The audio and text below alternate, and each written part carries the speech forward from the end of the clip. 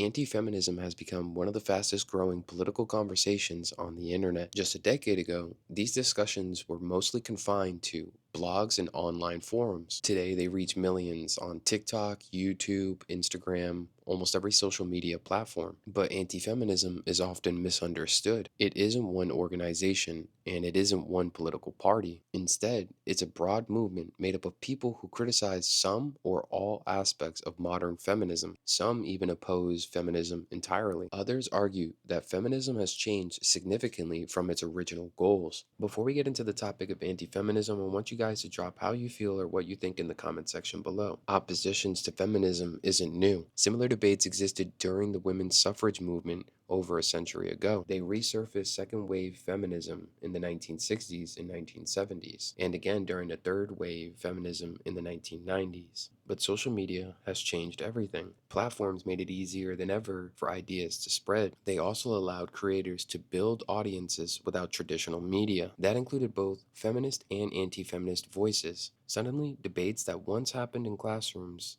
were happening online, and millions of people were watching. Online creators became some of the movement's most recognizable faces. Some focused on dating, others focused on family values. Some criticized modern gender roles. Others argued that men and women face different challenges that deserve more attention. One of the more surprising developments was the rise of female anti-feminist commentators. Figures such as Candace Owens, Ally Beth Stuckey, Brett Cooper, and Pearl Davis built large audiences by criticizing aspects of modern feminism. Although their views differ, they all contributed to the visibility of these kinds of conversations. Their content reached millions of viewers across multiple platforms, and supporters often viewed them as offering perspectives that mainstream media overlooked. Several factors helped anti-feminist content spread online. Recommendation systems often reward content that generates strong engagement. Debate tends to keep people watching. Controversy often encourages comments and shares. Emotional topics received more attention than ordinary ones. Gender politics became one of those emotional topics. As more people watched, more creators entered the space. As more creators entered the space, more viewers discovered the content. The movement gradually expanded beyond niche internet communities. Eventually, it became part of mainstream online culture. Anti-feminist arguments are not all the same. Some focus on traditional family structures like Candace Owens, while others criticize modern dating culture.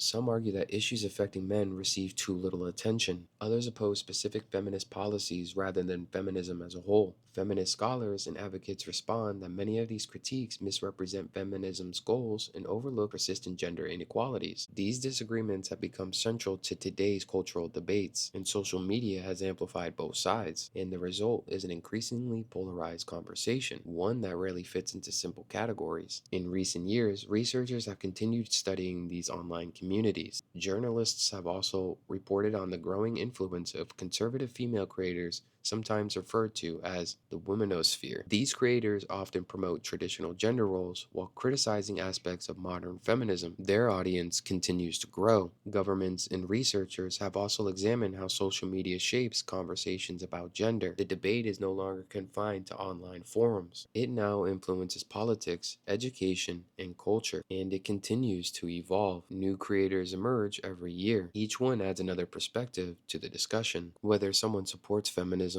or opposes it, the conversation is unlikely to disappear. Anti-feminism has become one of the internet's largest political movements. Its influence extends far beyond social media. It affects elections, it shapes cultural debates, and it influences how millions of people think about gender. Understanding the movement doesn't require agreeing with it. It requires understanding why it resonates with so many people. Because before anyone chooses a side, they usually hear the story first. And today, many of those stories begin online.